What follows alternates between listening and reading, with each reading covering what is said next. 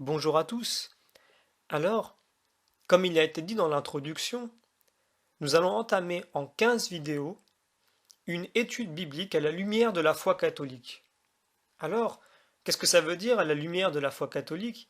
Ça veut dire que l'interprétation que nous allons faire de la Bible et du plan de Dieu en général n'est pas mon interprétation ou l'interprétation de telle école ou de tel courant de pensée, mais bel et bien l'interprétation de l'Église catholique. Donc l'interprétation universelle de la Bible.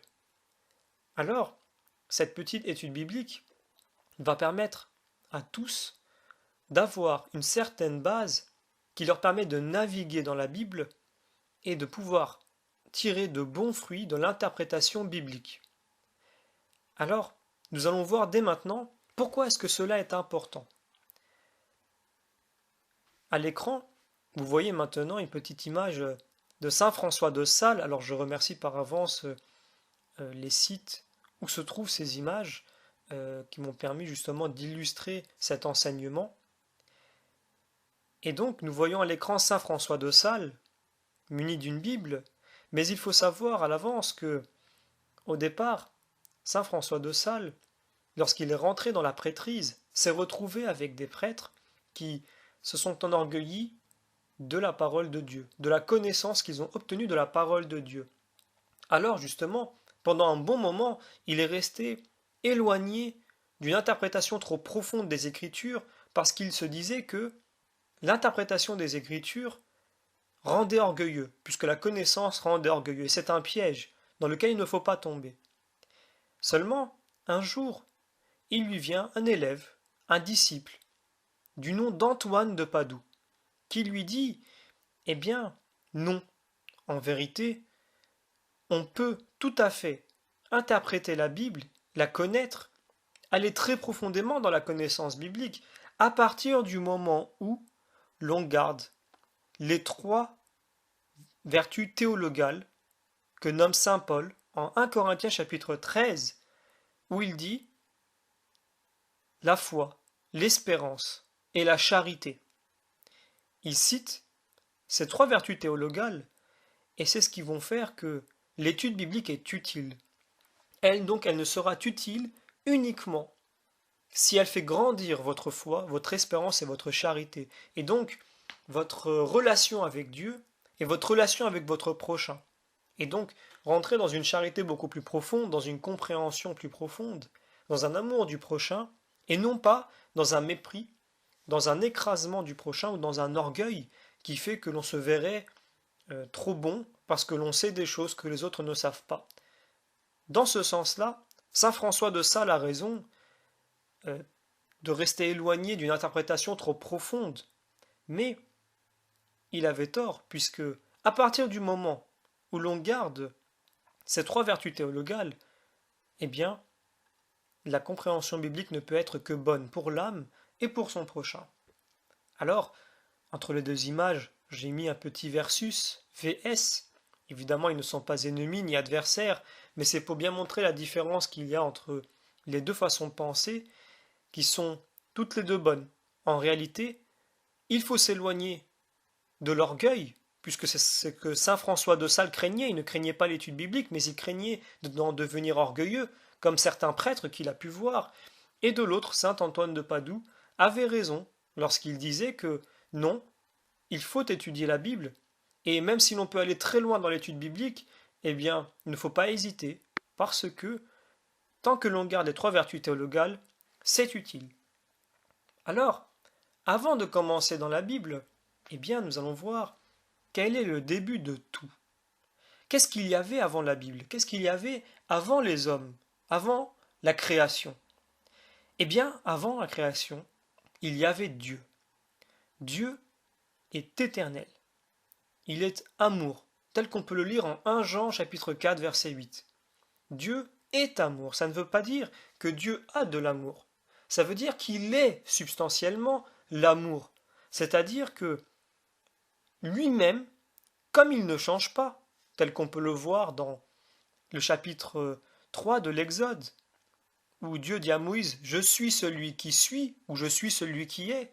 C'est-à-dire qu'il est immuable, qu'il ne change pas. Eh bien, Dieu aime tout le temps, en tout temps, tout le monde, et cela ne change pas, et ne changera jamais. Alors, il faut aussi comprendre qu'est-ce qu'est Dieu. Pour les chrétiens, Dieu est Trinité. Alors, qu'est-ce que ça veut dire être Trinité? Ça ne veut pas dire qu'il y a trois dieux. Ça veut dire que, en un seul Dieu unique, il y a trois entités, ou trois hypostases, ou trois personnes, qui ne forment qu'un seul Dieu. Alors, très souvent, c'est compliqué pour certaines personnes de comprendre, alors je vais l'expliquer de manière très simple. Le catéchisme de l'Église catholique nous dit que Dieu le Père est l'origine de toute divinité. De lui émane toute divinité. Cela veut dire que le Père en lui-même est l'origine de tout. Seulement, il se suffit à lui-même. Il est lui-même béatitude éternelle, c'est-à-dire qu'en lui-même, il trouve son propre bonheur et son bonheur éternel. Alors qu'est-ce que cela veut dire? Ça veut dire que Dieu n'a besoin de personne. Il se suffit à lui-même. Et c'est vrai.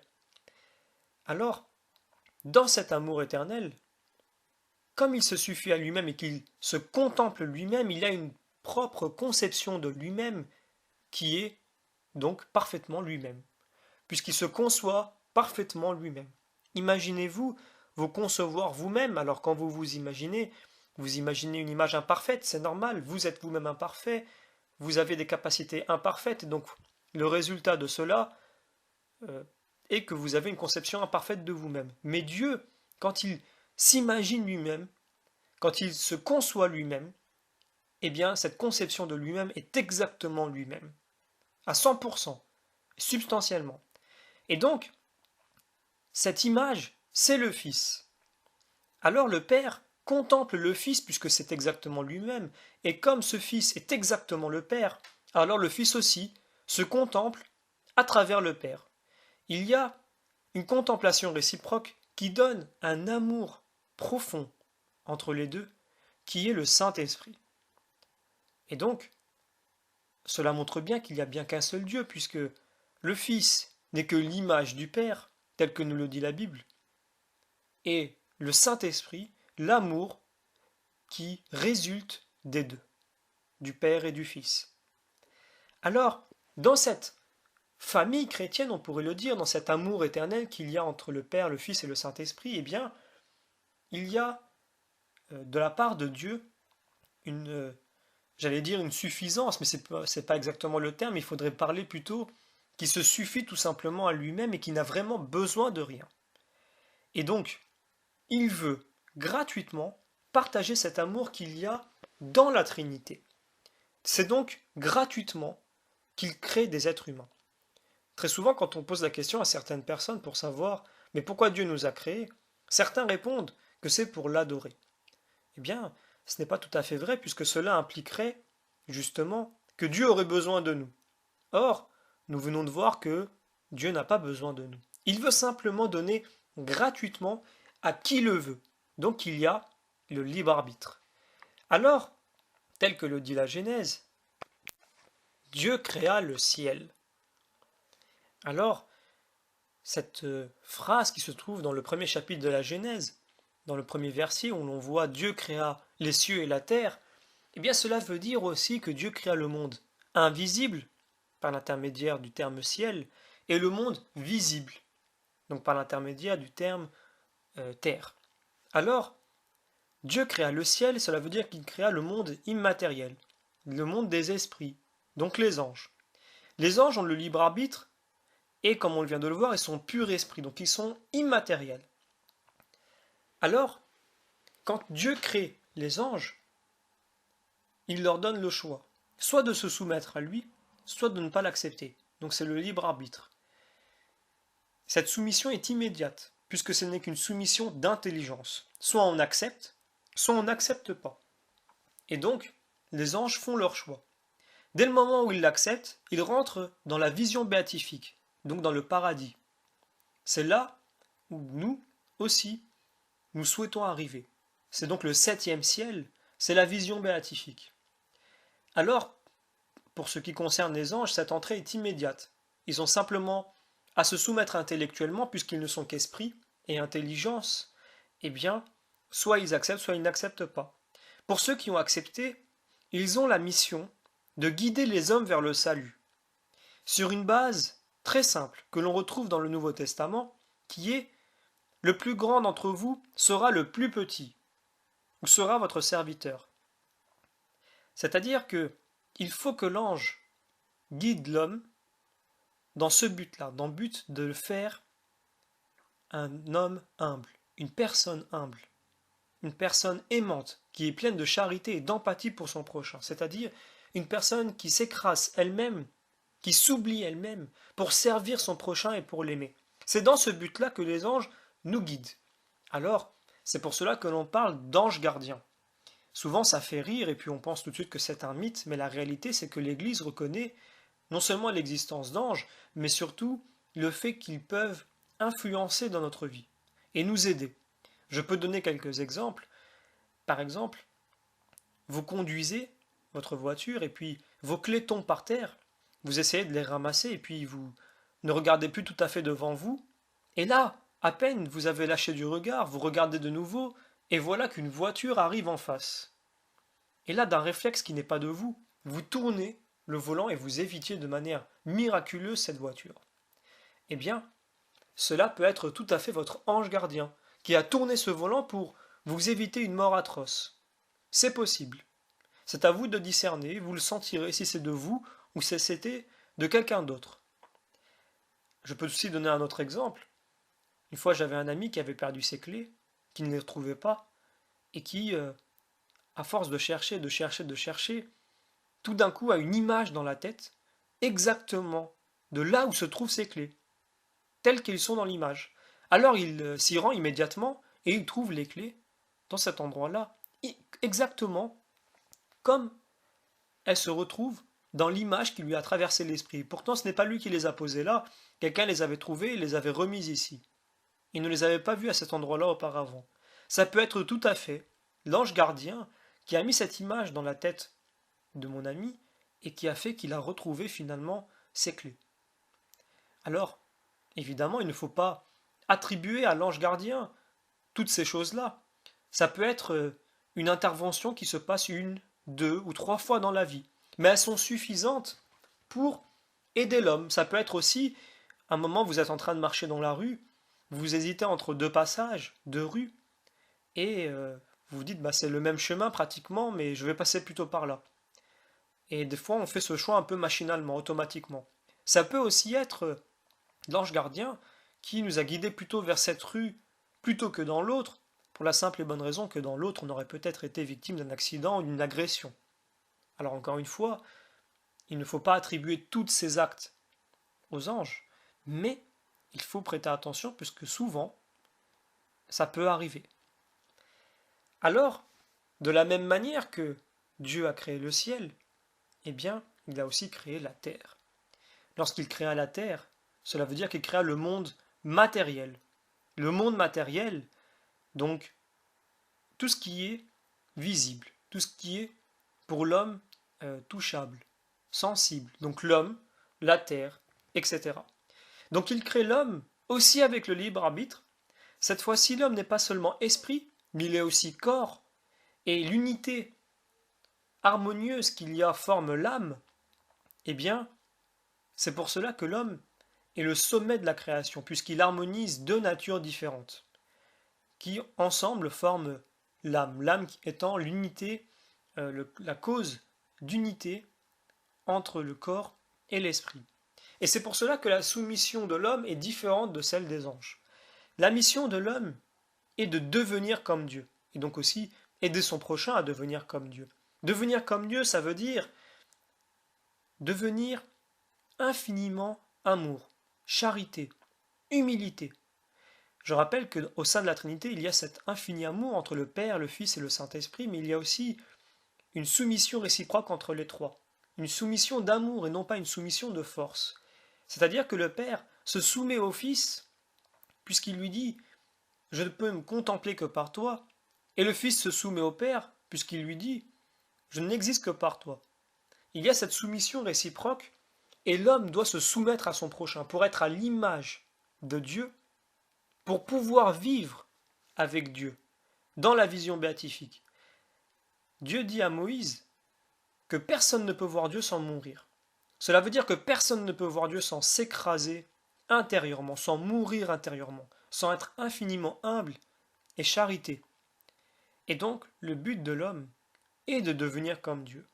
Donc infiniment humilité, infiniment amour, pour rentrer dans cette vision béatifique que Dieu veut lui donner gratuitement et en pleine connaissance de cause. Mais, entre-temps, il s'est passé un événement quelque peu tragique. Certains anges, qui donc avaient le libre arbitre, ont choisi de refuser le plan de Dieu. On dit dans la Bible que celui qui a refusé le premier le plan de Dieu, et qui ensuite a été suivi dans ce choix-là, c'est Satan. Alors on peut aussi lire dans la Bible que Satan est le plus grand des anges, était le plus grand des anges, le plus merveilleux, le plus intelligent. Il était le meilleur. Et comme c'est une hiérarchie entre les anges d'intelligence à la base, puisqu'ils sont seulement esprits, eh bien, il était celui qui était le plus grand. Comme on pourrait dire sur Terre que tel homme était le plus fort de tous les hommes, puisqu'au niveau du corps, ce qui nous différencie, c'est la force. Eh bien, au niveau des anges, c'est l'intelligence. Il était peut-être le plus merveilleux, celui qui avait le plus de connaissances, celui qui était le plus proche de Dieu. Seulement, cette connaissance l'a rendu orgueilleux, puisque, comme on l'a vu, la base de ce que veut Dieu, c'est une hiérarchie d'humilité. C'est-à-dire qu'il veut que le plus petit, ou plutôt pardon, le plus grand, lui sera le plus petit. C'est-à-dire que celui qui se fera... alors, c'est plutôt celui qui est le plus petit, celui qui se fera le plus petit qui sera le plus grand. Et donc, Satan s'est vu menacé, puisque lui-même était le plus grand, et il s'est dit du coup il ne serait plus le plus grand, puisque c'est le plus petit qui devient le plus grand. Alors, il a refusé le plan de Dieu, en lui disant en quelque sorte, moi je ne veux pas de ta hiérarchie de charité, d'humilité, du plus petit qui sera le plus grand.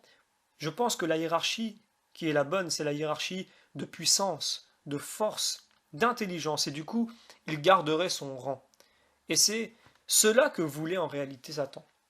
Et donc, Satan remet en cause le plan de Dieu, et c'est à ce moment-là que Saint Michel intervient, et qui dit, mais qui est comme Dieu pour oser prétendre savoir mieux que lui ce qu'il dit? Et donc c'est pour cela que l'on appelle Saint Michel Michel, puisque Michel veut dire qui est comme Dieu. Alors, il faut comprendre quelque chose. Le choix qu'a fait Satan est irrévocable. C'est-à-dire que jamais il ne reviendra en arrière sur ce choix. Le salut n'est pas proposé aux anges dans la Bible, et de la même manière, les anges qui ont choisi de dire oui à Dieu, eux, ce choix est éternel, puisqu'ils sont déjà au paradis. Ce serait comme dire que l'homme qui irait au paradis pourrait changer d'avis, et celui qui est en enfer pourrait lui aussi en sortir et aller au paradis au final. Non, c'est le choix qui est éternel. Pour les anges, il se fait immédiatement. Et donc, c'est pour cela que l'ange qui a dit oui à Dieu, eh bien, ne reviendra jamais en arrière. De la même manière, celui qui a dit non et qui est devenu un ange déchu, donc un démon, lui aussi ne reviendra jamais en arrière. L'intelligence et le discernement des anges est tel que jamais ils ne peuvent se tromper dans leur choix. Ils savent tout ce qui implique leur choix. Ils ne peuvent être abusés par personne, ils ne peuvent être influencés par personne, ils savent et ils agissent en conséquence. Et donc ils ne peuvent pas se tromper, ils ne peuvent pas dire je ne savais pas, ou j'ai douté, ou j'ai été influencé en mal. Leur intelligence et leur discernement ne leur permet pas l'erreur. C'est pour cela que leur choix est irrévocable.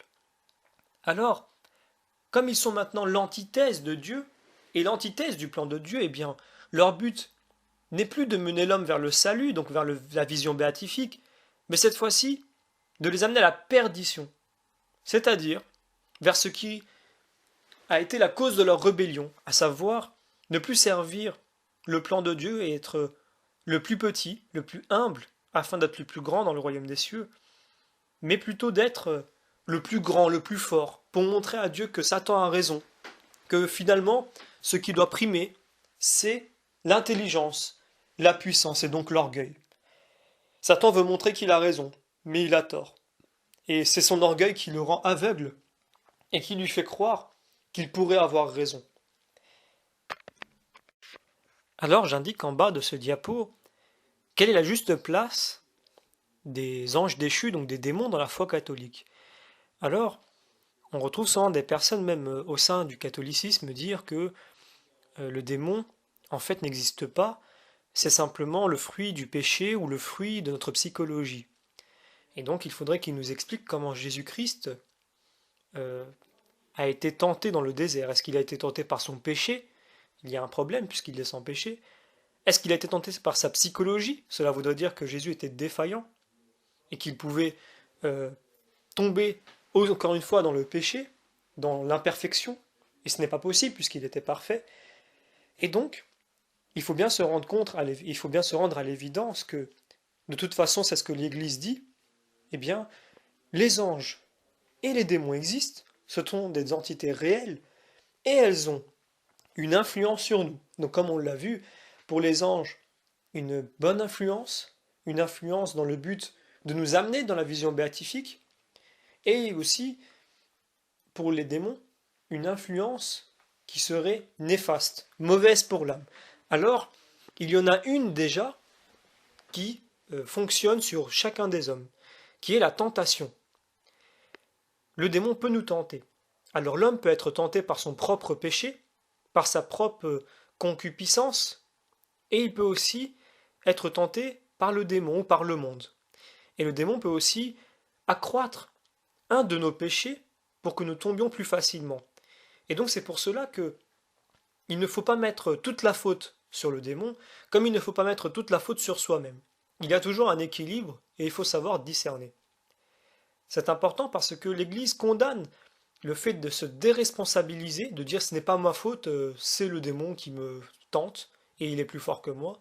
Non, c'est faux. Je vais donner un récit qui illustre très bien cet équilibre qu'il faut garder. C'est un récit qui est assez connu. C'est l'histoire d'un homme qui se promène dans une ville et qui voit les hommes en train de manger, de boire, de festoyer, de s'amuser, de profiter de la vie. Et il sort de cette ville et il voit à l'entrée de cette ville un démon qui dort, qui fait la sieste. Alors il se rend dans le désert et il voit un moine qui est entouré de démons. Il est en train de prier et les démons sont en train d'essayer de le tenter, de mettre dans son esprit des images pour le déconcentrer, pour l'empêcher d'être en prière. Alors cet homme retourne dans la ville, il vient voir le démon, il lui dit mais que fais-tu endormi alors que tous tes confrères travaillent? Et le démon lui répond dans cette ville je n'ai rien à faire, ils se perdent tout seuls. Alors, ça montre bien que l'homme en lui-même n'a besoin de rien pour tomber dans le piège, pour tomber dans le péché. Il peut tomber tout seul. De la même manière, il peut aussi refuser d'accepter la vérité tout seul. Je vais encore donner un exemple.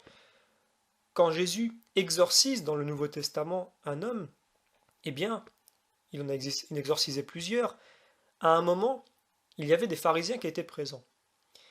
Lors de l'exorcisme, qu'est-ce que ça veut dire exorciser? Cela veut dire chasser une entité mauvaise qui aurait qui aurait trop d'influence, une influence supérieure à la tentation sur un homme.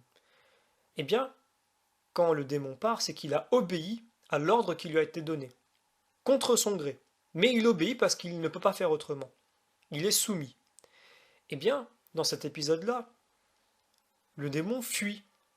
Il sort du corps de la personne, mais les pharisiens, qui malgré le fait qu'ils ont assisté à cela, eux sont restés fermes dans leur aveuglement et dans leur orgueil. Et ils ont refusé d'obéir à ce qui vient d'arriver et d'accepter la réalité que Jésus était bel et bien un prophète, un Messie, qu'il était même le Seigneur, puisqu'il commandait les démons, il avait autorité sur eux, et donc il était légitime. Ils l'ont refusé. Et là, ils n'ont eu aussi besoin de rien, puisqu'ils avaient tout simplement leur propre orgueil qui les aveuglait. Donc cela montre bien, à travers ces deux récits, que l'homme peut tout à fait être ferme dans la foi et ne pas tomber, quand bien même il serait entouré de millions de démons qui tentent de le tenter, mais en même temps il n'a besoin d'aucun démon s'il veut tomber dans le péché, si lui-même il est orgueilleux et s'il obéit au propre péché originel qui est en lui. Et donc c'est pour cela qu'il faut remettre toujours à sa juste place justement la place des démons dans la foi catholique. Alors, ce que l'on vient de dire se résume à cela. Nous avons d'un côté ceux qui acceptent le plan de Dieu et donc qui veulent rentrer dans la vision béatifique sur la base de le plus petit d'entre vous sera le plus grand. Donc c'est une hiérarchie de charité, d'amour, d'humilité, de dévotion de soi à Dieu et au prochain. Et il y a de l'autre côté ceux qui refusent ce plan et qui décident, au contraire, d'adhérer à une hiérarchie d'orgueil, de puissance, d'amour de soi-même. Et donc, comme on peut le voir même à la télévision et autour de nous, un culte à la personnalité, un culte de l'amassement des richesses, d'en faire une idéologie, un train de vie. Quelquefois, un amassement des richesses qui se fait de manière immorale, quitte à écraser son prochain et de lui donner aucune place. Tout ça parce que on s'est divinisé soi-même et on a oublié Dieu et son prochain. Alors, cette hiérarchie-là, qui est la négation de la hiérarchie de charité, c'est ce qui résume notre monde. Nous n'avons pas besoin d'aller plus loin que ça. C'est le principe originel de la raison pour laquelle Dieu a créé l'homme, c'est l'amour, tel qu'on peut le voir en 2 Jean chapitre 1 verset 6. C'est-à-dire que c'est le principe principal, celui qui est originel. Et c'est le seul. Il faut marcher dans l'amour de Dieu et de son prochain, puisque certains pensent que on peut marcher dans l'amour de Dieu et écraser son prochain pour Dieu, parce qu'on pense qu'on rend un culte à Dieu, mais non. Tel qu'on aime Dieu, il faut aimer son prochain. Il faut voir en son prochain le visage du Seigneur. Et dans chacun d'eux, même celui qui ne nous aime pas. Dieu, comme on l'a dit, aime tout le monde, même cette personne qui se trouve à gauche dans cette image. C'est lui qui choisit de ne pas aimer Dieu. Dieu, lui, est immuable, il ne change pas. Il aime tout le monde. Et nous devons être à son image. Nous devons aussi aimer tout le monde, même celui qui ne nous aime pas. Parce que c'est comme cela que l'on deviendra à l'image de Dieu et que l'on pourra rentrer dans la vision béatifique. Alors qu'est-ce que ça veut dire?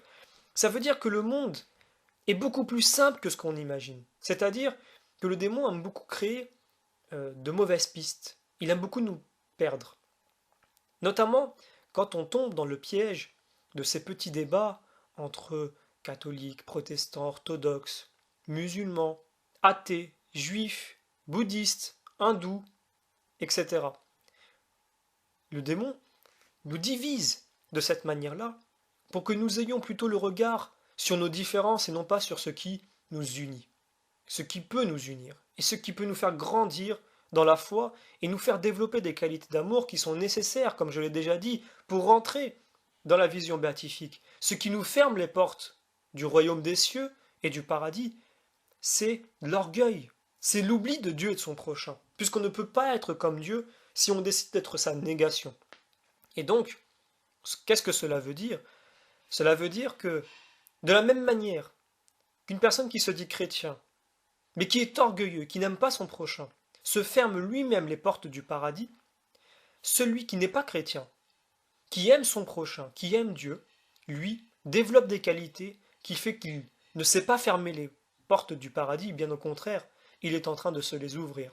Il n'a peut-être pas encore adhéré au Christ, mais, comme l'Église le dit, le salut sera proposé à chaque homme, de la manière dont Dieu l'a prévu, pour chacun de nous, si ce n'est pas dans cette vie, c'est à l'heure de la mort, au moment du jugement, où le Christ apparaîtra à tout homme. Et là, celui qui aura développé des qualités de charité, d'humilité et d'amour, verra en le Christ son Messie. Par contre, celui qui aura développé des qualités d'orgueil, plutôt des défauts d'orgueil, de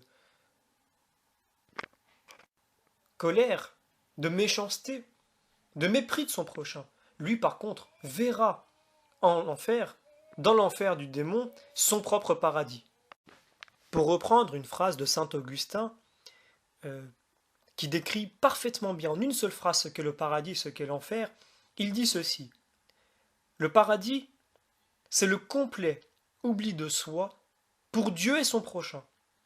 L'enfer, c'est le complet oubli de Dieu et de son prochain pour soi. Et donc c'est ainsi que le monde se divise entre ceux qui aiment leur prochain, qui se dévouent pour eux, et ceux qui oublient leur prochain, qui oublient leur Seigneur, et qui se dévouent seulement à eux-mêmes, à leurs propres passions, à leurs propres envies, leurs propres intérêts. Ils ne vivent que pour eux, ils se sont fait eux-mêmes Dieu, et ils se suffisent à eux-mêmes, tels qu'ils le pensent. Et donc c'est en cela qu'ils choisiront, au moment de l'heure de la mort, eh bien, l'enfer, puisque c'est exactement ce qui leur correspond et ce qui correspond à leur philosophie de vie. Alors, rapidement, on verra ça dans une autre vidéo, mais beaucoup pensent que l'enfer, c'est un feu éternel qui brûle chacune des personnes qui choisit d'y rentrer.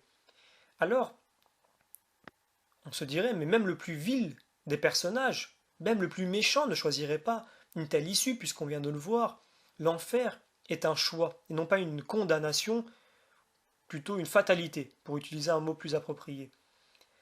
Mais en fait, Jésus dit ce que sera l'enfer. Il dit, ce sera un lieu de pleurs, un lieu de grincement de dents.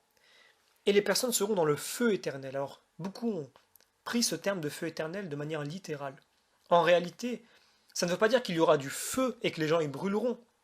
Le feu éternel, théologiquement parlant, qu'est-ce que ça veut dire? Ça veut dire qu'il y a en nous une volonté naturelle qui se porte vers Dieu, un penchant naturel qui va vers Dieu, mais on a de l'autre côté un libre arbitre qui ne veut pas.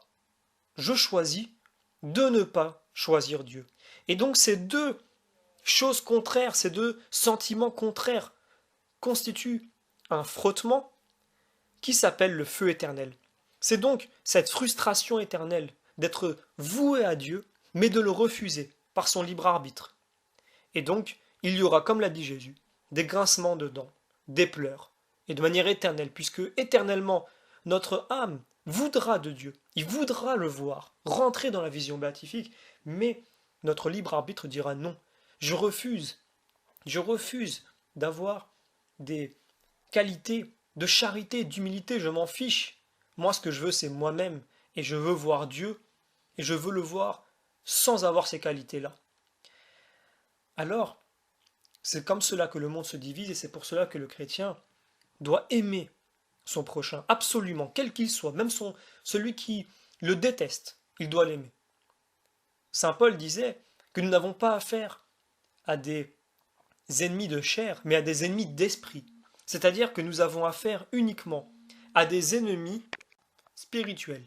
Et il entend donc par là les démons, qui vont faire en sorte que notre colère, qui devrait être dirigée vers lui, vers le péché, eh bien soit dirigée vers les hommes. Et l'homme qui tombe dans la colère est forcément, sauf s'il en a fait le choix, mais ça on ne peut pas savoir, eh bien il est forcément tenté ou trompé ou dupé par le démon. Et comme on ne le sait pas, et comme de toute façon Dieu l'aime quand même, même si celui-ci ne veut pas aimer Dieu, eh bien, comme notre but à nous est de devenir comme Dieu, eh bien, il faut l'aimer.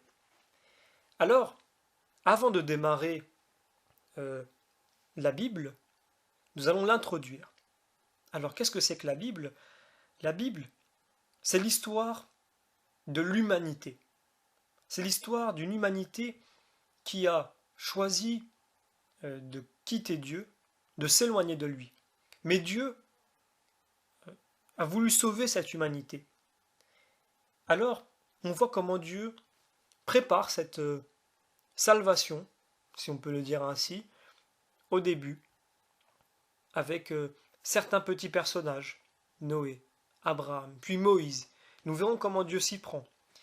La Bible parle donc d'un petit peuple, le peuple d'Israël, qui a été sorti d'Égypte pour être amené en Israël, et qui a ensuite été éduqué par Dieu dans le but de l'amener à des mœurs meilleures, et afin que le Christ, lorsqu'il vienne, eh bien, puisse encore plus les élever vers l'amour de Dieu. C'est donc un livre qui se lit de manière progressive, et non pas linéaire. C'est-à-dire que ce que l'on retrouve dans le Deutéronome ou dans le livre des Nombres ne vaut pas ce que l'on retrouve eh bien, dans l'Évangile selon saint Matthieu par exemple. La Bible, comment elle a été écrite? Elle a été écrite par des hommes sur une très longue période, plus d'un millénaire. ces hommes, pourquoi elle a été écrite par des hommes? Eh bien tout simplement parce que c'est dans la logique de ce que Dieu veut. Dieu veut faire participer l'homme à sa création. Et là, il fait aussi participer l'homme à sa propre rédemption, qui évidemment ne peut venir que de Dieu. Mais beaucoup disent, mais pourquoi Dieu aurait besoin des hommes pour euh, apporter la parole de Dieu? Si on veut pousser le raisonnement encore plus loin, on pourrait dire, mais pourquoi Dieu a besoin des anges pour nous guider vers le salut? Tout simplement pas parce que Dieu a besoin ou n'a pas besoin, mais parce que Dieu veut donner. Dieu veut léguer. Il veut que l'on participe à sa création, parce qu'il nous aime tout simplement. Alors, ce livre, comme on peut le voir, est intemporel. C'est-à-dire que tout ce qui est écrit dedans est tout le temps valable. Même ce qui a été a priori aboli. Nous allons voir de quelle manière. Tout simplement parce qu'il y a plusieurs lectures possibles de la Bible qui sont définies par l'Église. Alors, nous allons voir que la lecture scientifique de la Bible, donc j'indique dans le diaporama une lecture protestante, eh bien, c'est pas uniquement protestante, mais il y a aussi les témoins de Jéhovah qui tentent d'avoir cette lecture-là. Il y a aussi quelquefois les musulmans, quand ils s'adonnent à un peu de lecture biblique, eh bien, ils se rendent compte que finalement, il y a peut-être des erreurs scientifiques, et puis de l'autre côté, il y en a qui essayent de répondre, et on se retrouve dans un débat scientifique. Mais la Bible n'est pas un livre scientifique. La Bible concerne et parle seulement sur le salut de l'homme. La science, elle s'en fiche, c'est pas son domaine. Elle s'occupe du salut de l'âme humaine, et non pas du salut du corps humain, seulement de l'âme. Et donc avoir une lecture dite scientifique de la Bible, c'est réduire la Bible à quelque chose qu'elle n'est pas. Et c'est passer à côté d'une lecture allégorique ou symbolique qui, elle, nourrit l'âme. C'est très important et nous allons le voir à travers ces lectures-là. Alors, il y a 4 niveaux de lecture donnés par l'Église dans la Bible, mais seulement nous allons plutôt nous intéresser à 2 types de lecture, donc la lecture littérale et la lecture qui nous concerne, une lecture symbolique qui nous concerne nous immédiatement. Alors évidemment, on donnera aussi quelquefois des éléments de lecture sur l'Église. Il y a aussi un sens de lecture, comme je l'explique dans une des vidéos qui dit comment et pourquoi lire la Bible. Eh bien, on peut aussi lire dans certains passages des symboles qui concernent l'Église, le Christ, la Vierge Marie.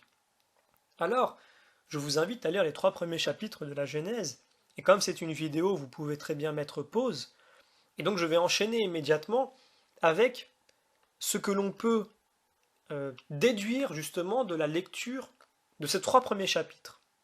Alors, il y a beaucoup de déductions possibles sur ces textes-là. Nous allons voir plusieurs déductions afin non pas de faire une liste complète de toutes les déductions possibles dans ces textes, mais plutôt une lecture qui apporte des éléments qui fait que si vous, de manière autonome, vous voulez faire des déductions personnelles, eh bien vous avez compris le mécanisme nécessaire. Donc je rappelle, quand on lit la Bible, il faut comprendre qu'elle concerne le salut de l'homme et qu'elle est progressive, qu'elle est l'image de la progression, de la croissance physique. Je vais donner un exemple. Quand vous vous êtes marié, pour ceux qui sont mariés, eh bien, on vous a expliqué que l'image du mariage homme-femme, c'est l'image spirituelle, cette fois-ci, non plus sensible, du mariage homme-dieu. C'est une préparation, puisque Dieu nous prépare à quelque chose de spirituel. Pour ceux qui ont été baptisés à un certain âge ou alors confirmés dans l'Église, on vous a expliqué aussi que la relation homme-dieu, dans l'éducation, cette fois-ci, c'est l'image de l'éducation homme-enfant. Plutôt c'est l'inverse, c'est l'éducation homme-enfant qui est l'image sensible et réelle d'une image spirituelle, d'une réalité spirituelle qui est l'éducation homme-dieu. De la même manière, quand on parle à un enfant, on ne lui parle pas de la même manière qu'à un adulte ou un adolescent. Un enfant, quand il est petit, on lui dit « Si tu manges ça, eh bien tu auras un cadeau. Si tu ne manges pas, tu seras puni. » Et on ne lui donne pas plus d'explications que ça, parce qu'il ne le comprendrait pas. Par exemple, si on lui donne des choux-fleurs ou des choux de Bruxelles à manger, eh bien, lui voudra peut-être du chocolat. Et on lui dira, non, tu manges d'abord tes choux-fleurs et tes choux de Bruxelles, et après tu auras ton chocolat. Et lui ne comprend pas, il va pleurer, il va être grincheux, il va continuer à réclamer sans cesse son chocolat, sans réfléchir. Puisque lui ne comprend pas que dans ses choux-fleurs et dans ses choux de Bruxelles, il y a peut-être des, du fer, des éléments qui sont très bons pour sa santé, pour sa croissance. Mais par la suite, il aura son chocolat s'il mange, et s'il ne mange pas, il sera puni. Par contre, quand il grandit, il devient un adolescent, voire un jeune homme, eh bien, on lui laisse faire ce qu'il veut, puisque cette fois-ci, il comprend les conséquences et il a appris. S'il a fait le choix de suivre ce que ses parents lui ont appris, eh bien peut-être qu'il veillera toujours à manger équilibré, et à peut-être finir avec le chocolat à la fin. Et si il veut faire autrement, il est libre. Il a grandi, il a appris, à lui de choisir. C'est pareil pour la croissance spirituelle. Il y a aussi une croissance spirituelle pour chaque homme. Pareillement, le peuple juif, qui est l'image de chaque homme, eh bien lui, était tout en bas au début. Il était un petit enfant. Ce petit enfant, eh bien Dieu a dû être dur avec lui, parce qu'il n'aurait pas pu comprendre les préceptes moraux que le Christ a donnés dans le Nouveau Testament à ce moment-là, puisqu'il était encore à l'enfance spirituelle. Dieu a éduqué cet enfant, et petit à petit on se rend compte dans le Nouveau Testament, avant même d'arriver, dans l'Ancien Testament, avant même d'arriver dans le Nouveau, que certaines choses ont été abolies, que certaines choses ne sont plus pratiquées. Pourtant, elles sont inscrites dans l'Ancien Testament. Par exemple, la polygamie. Au départ, elle existait chez tous les peuples, et Dieu a voulu sortir le peuple juif de cela, en passant d'abord par un intermédiaire qui était de tolérer la polygamie, mais dans un cas particulier. Par exemple, un homme voit son frère décédé, et donc sa belle-sœur se retrouvait veuve, elle n'a pas de descendant, il a le droit de la marier, même s'il est déjà marié, pour lui donner une descendance. Donc c'est dans des cas particuliers. Mais pour les sortir tout doucement, jusqu'à arriver à un moment donné où la polygamie n'existe plus. Comme on peut le voir, déjà au moment de l'arrivée de Jésus, il n'y a déjà plus en Israël de polygamie. Et donc, au sein même de l'Ancien Testament, il y a une progression. On ne saute pas de l'Ancien au Nouveau Testament. On se dirige à travers l'Ancien tout doucement vers le Nouveau, qui lui continue. Je vais donner un autre exemple du fait que déjà le peuple juif surpassait certaines lois en la personne de Joseph. Joseph, donc celui qui était au début fiancé à Marie, voit Marie enceinte. Et là, il est très, très frustré, puisque pour lui, c'est évident, Marie l'a trompé. Et selon la loi, elle mérite la lapidation. Seulement, il choisit de ne pas suivre la loi, il choisit de partir, et, quitte à jeter l'opprobre sur lui-même, en se faisant passer pour celui qui abandonne Marie, mais il préfère ne pas la dénoncer parce qu'il l'aime trop. Il ne veut pas qu'elle soit lapidée. C'est après que, dans un songe, eh bien, on lui donne l'explication à ce qui est en train d'arriver. Et là, à ce moment-là, il reste avec Marie. Mais déjà, à ce moment-là, il choisit de ne pas suivre l'Ancien Testament. Il a élevé l'Ancien Testament. Il est à l'image de ce que le Christ allait faire. Il a élevé l'Ancien Testament. Jésus, quand il s'adresse au peuple juif, leur dit « Si vous n'élevez pas la tradition des scribes et des pharisiens, vous ne rentrerez pas dans le royaume des cieux. » C'est-à-dire que si vous n'élevez pas la loi au-dessus de ce qu'elle est, dans son sens spirituel donc, vous n'atteindrez pas le royaume des cieux. Un exemple pratique, le porc. Ce n'est pas le fait de manger ou de ne pas manger le porc qui envoie au paradis. Dans l'Ancien Testament, il fallait ne pas manger de porc, et une longue liste d'autres animaux. Eh bien, dans le Nouveau Testament, on nous apprend que ce n'est plus nécessaire, puisque ce n'est pas cela qui sauve. Ce qui sauve, c'est de ne pas se conduire comme un porc, de ne pas manger de ce que le porc mange, à savoir de mauvaises choses pour l'âme, et cette fois-ci de manière symbolique. Et donc, c'est en cela que l'Ancien Testament est toujours d'actualité, mais dans un sens, cette fois-ci donc, symbolique. Alors, après avoir introduit brièvement la Bible et la manière dont elle se lit, je vais donner quelques indications sur les 3 premiers chapitres de la Genèse. Nous allons d'abord commencer par une lecture littérale de ces 3 premiers chapitres, et nous allons voir qu'il y a plusieurs choses qui apparaissent très clairement. La première chose que l'on voit immédiatement, c'est qu'il y a un Dieu créateur qui est hors du monde, donc hors de la matière et par conséquent du temps. C'est donc une cause première unique. C'est important puisque dans beaucoup de religions encore aujourd'hui, on pense que Dieu fait partie du monde. Il est le monde. En fait, le monde est Dieu. Et donc chaque personne, c'est Dieu qui cherche à se connaître lui-même. Donc c'est notamment une vision de la religion qui est plutôt de type asiatique. Alors, on trouve aussi autre chose, c'est que le monde a un début. C'est important puisque jusqu'aujourd'hui encore, il y a des thèses sur un monde incréé qui circulent encore même dans le domaine scientifique. On apprend aussi que tout est bon. Quand il est écrit à chaque fois et Dieu vit cela, que cela est bon, eh bien, cela exprime une finalité. Et c'est en opposition avec tout est parfait, qui n'aurait aucun sens, puisque tout est soumis à une dégénérescence, à une dégradation. Donc par conséquent, tout est soumis aussi à une évolution qui tend vers une finalité toujours meilleure. Donc cela se vérifie sur la matière, sur l'homme, à la fois physiquement et donc spirituellement.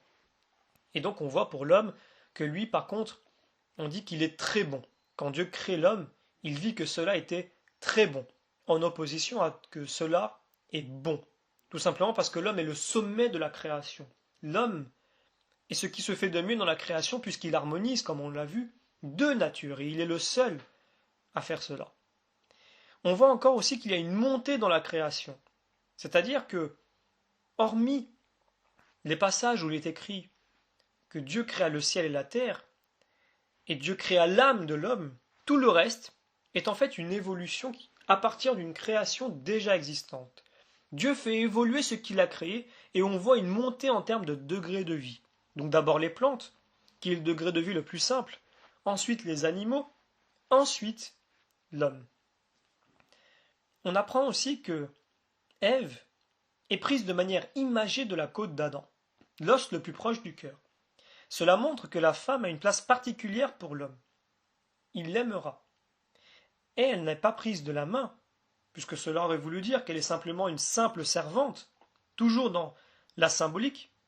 Elle n'est pas non plus prise du pied, ce qui aurait voulu dire qu'elle est l'esclave de l'homme, et ni de la tête, ce qui voudrait dire qu'il la dominerait sans sentiment, mais bien de la côte, l'os le plus proche du cœur.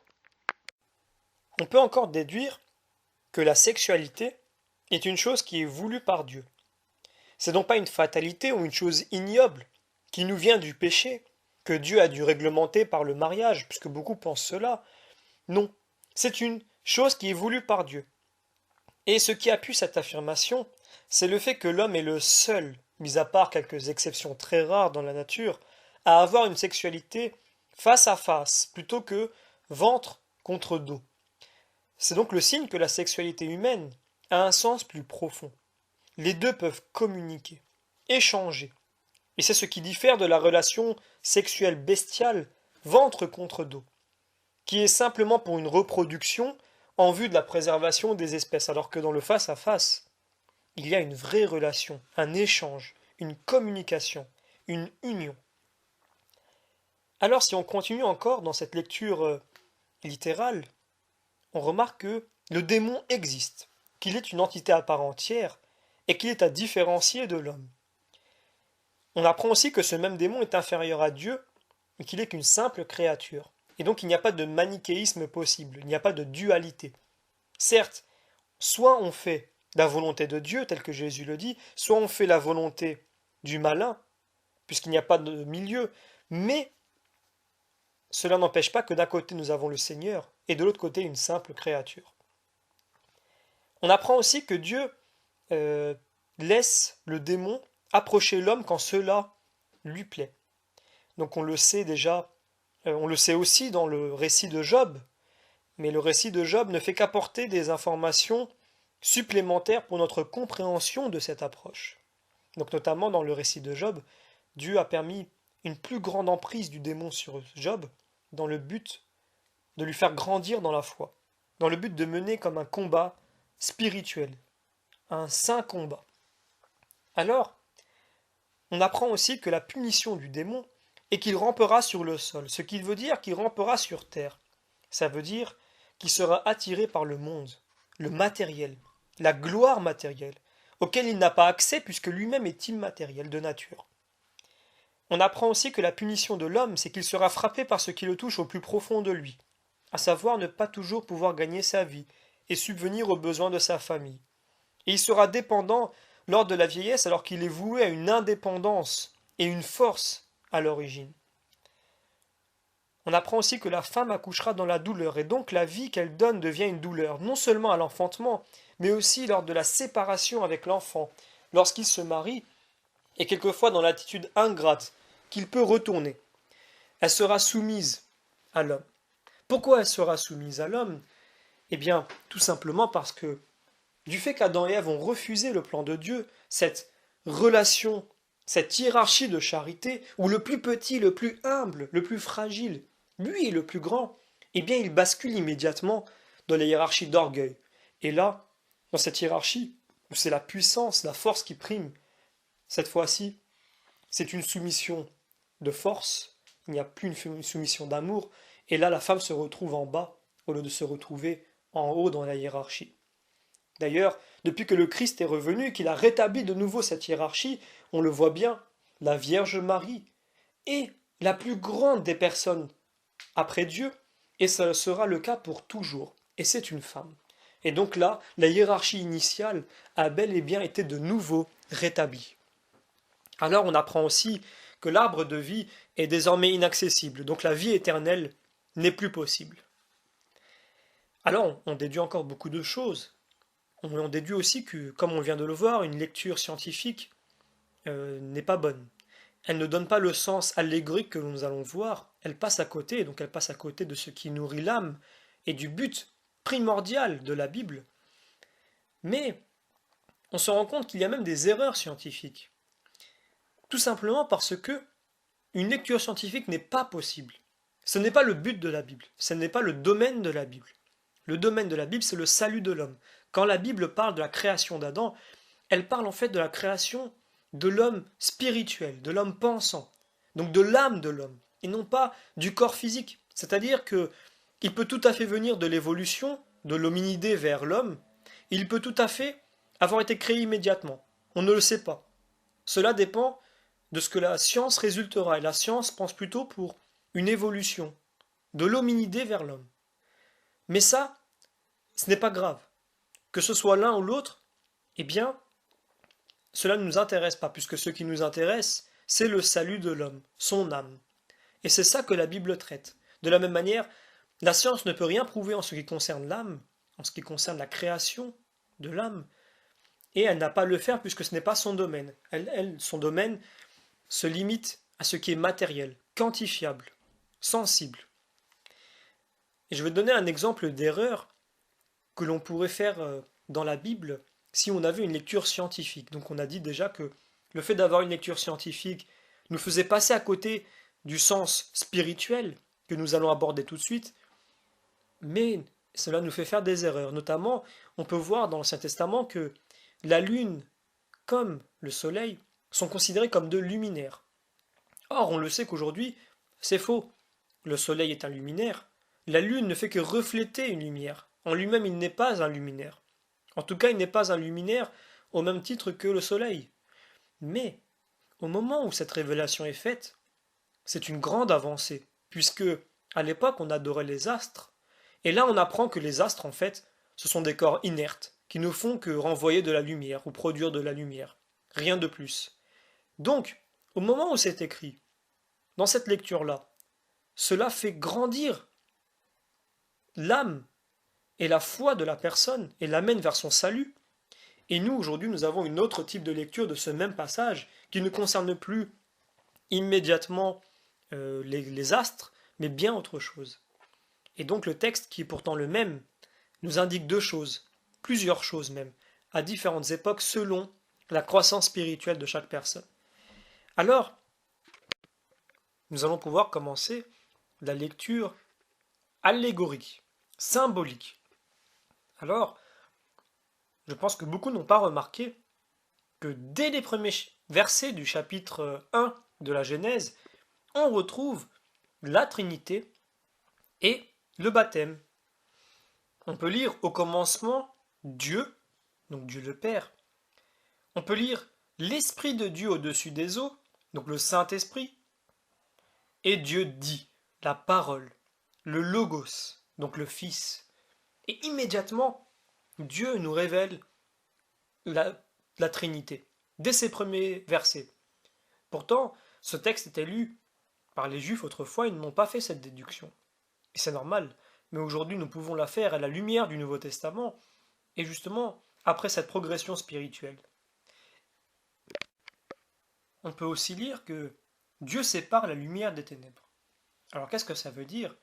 Comme on l'a vu au début de cette étude, eh bien, la séparation de la lumière et des ténèbres peut aussi vouloir dire, et veut aussi dire, la séparation entre les anges et les démons, qui sont les anges déchus. Donc les anges déchus, ayant quitté Dieu dès l'annonce du projet dont nous avons parlé au début, eh bien, ont été immédiatement séparés des anges qui, eux, ont accepté le projet de Dieu. Et s'ensuit par la suite les étapes de la création, plantes, animal, hommes, qui sont aussi une analogie des différents types d'anges qui existent. Et donc cette lecture, elle est tout à fait possible au vu du fait que Satan est représenté lui-même par un animal, par un serpent, et ça ne veut pas dire qu'un serpent ait parlé à Ève, ce qui serait une lecture absurde, mais que le serpent est le symbole de l'animal discret qui se faufile de manière vicieuse, comme le mal et la tentation. Et donc de ce fait, parler des animaux lors de la création, dans un sens allégorique, prend un sens logique, lorsque l'on y voit l'analogie avec les anges, bien que ceux-là furent créés avant. Il s'agit d'une analogie qui représente aussi la création des anges, pour montrer leur diversité. En effet, même chez les anges, nous avons une sorte de hiérarchie. Donc on peut la lire dans la Bible, nous avons les principautés, les chérubins, les séraphins, etc. Et de la même manière, quand les anges deviennent des anges déchus, eh bien ils gardent leur rang. C'est-à-dire que celui qui était de toute façon le plus grand reste le plus grand. Mais cette fois-ci, comme je l'ai dit, ce n'est plus une hiérarchie de charité, d'amour de son prochain, mais d'écrasement de son prochain. Alors aussi, on peut lire que les 4 fleuves qui passent par le jardin, eh bien, à la lecture d'autres passages de l'Ancien Testament et du Nouveau, représentent en fait les 4 évangélistes, Matthieu, Luc, Marc et Jean. C'est surtout dans le livre de Daniel que l'on peut voir ces images-là, où saint Matthieu est représenté par l'homme, parce que son évangile traite principalement de l'humanité du Christ, et il commence son évangile par une généalogie humaine. Saint Marc, lui, est représenté par le lion, car il parle de la résurrection, et le lion réveille ses enfants le 3e jour après leur naissance. Saint Luc, lui, est représenté par le bœuf, animal propre au sacrifice, et Saint Luc, donc, traite principalement de la passion du Christ. Saint Jean, lui, est représenté par l'aigle, car il élève le Christ à la divinité, tandis que les 3 autres évangélistes marchent plutôt avec le Dieu homme sur la terre. Il faut aussi se rappeler que Saint Jean a écrit son évangile beaucoup plus tard, et donc il a eu le temps de méditer, c'est pour cela que son évangile est le plus spirituel, et celui qui met le plus en avant la divinité du Christ. Il l'a aussi écrit à un âge avancé où il avait une certaine sagesse. Et donc les 4 évangélistes sont prophétisés, comme je l'ai dit, notamment par Daniel, le prophète Daniel, dans un de ses livres de la Bible, avec les représentations d'animaux que j'ai données. D'ailleurs, dans beaucoup de sépultures et beaucoup d'éléments archéologiques, on retrouve très souvent ces représentations des évangélistes par ces animaux-là.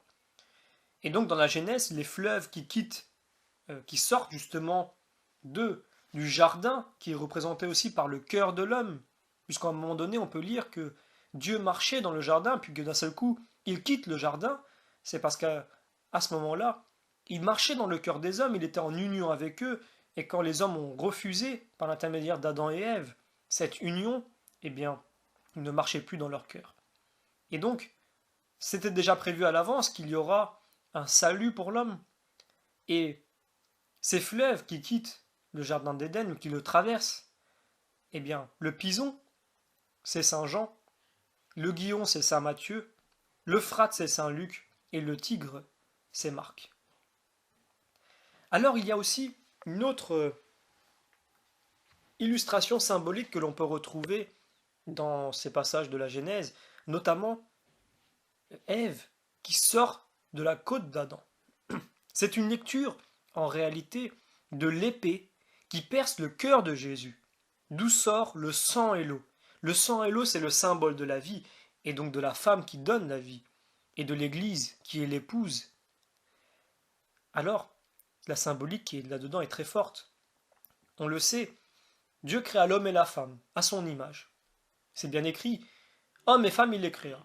C'est-à-dire que les deux ensemble forment l'image de Dieu. Ce n'est pas seulement Adam. De la même manière, s'il y a une nouvelle création, il y a un nouvel Adam qui est Jésus, mais il faut aussi une nouvelle Ève qui est Marie. Et Ève, donc remplacée maintenant par Marie dans la nouvelle création, c'est elle qui vient compléter l'image de Dieu. Et donc, c'est pour cela qu'une lecture symbolique, peut-être pour les protestants ou pour les témoins de Jéhovah, n'est pas très intéressante puisqu'elle nous donnerait raison sur l'interprétation que nous avons de Marie et de son importance. Et notamment, Marie est prophétisée dans l'Ancien Testament à plusieurs reprises, notamment par les femmes qui la représentent, comme Sarah par exemple. Et sur terre, lors de la venue du Christ, eh bien, Jésus a montré beaucoup plus de qualités d'homme, de qualités masculines. Marie, elle, a montré des qualités beaucoup plus féminines, donc des qualités de femme. Donc à eux deux, elles complètent ensemble les qualités complètes de Dieu. Et donc c'est cette symbolique. Quand Jésus est sur la croix, il est percé à l'endroit où Adam, lui, a vu Ève sortir. C'est comme cela qu'il faut le comprendre.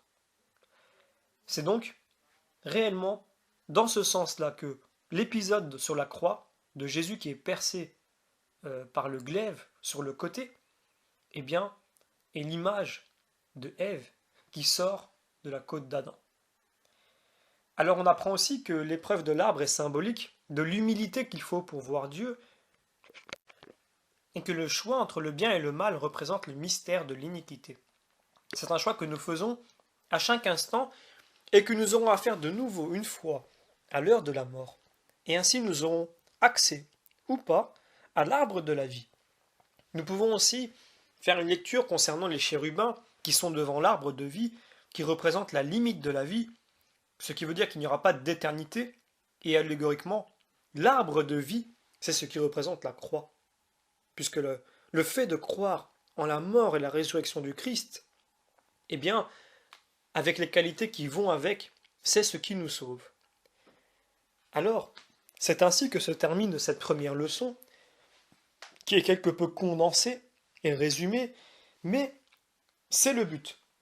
Le but est que, à travers ces 15 leçons, donc qui sont un chiffre plutôt restreint, eh bien vous ayez, en vous donnant peut-être 1 heure, c'est le temps que durera peut-être chaque leçon, approximativement, eh bien un petit temps de réflexion avec des outils, un condensé, qui fait que vous allez pouvoir par la suite, de vous-même, si vous le souhaitez, eh bien, apprendre, vous poser des questions, raisonner sur la Bible, faire d'autres déductions à force de méditation, de prière à l'Esprit Saint, et donc, à la fin de ces 15 vidéos, devenir autonome, un minimum en tout cas, sur la Bible et de pouvoir prendre un plaisir à le lire, d'en tirer de bons fruits.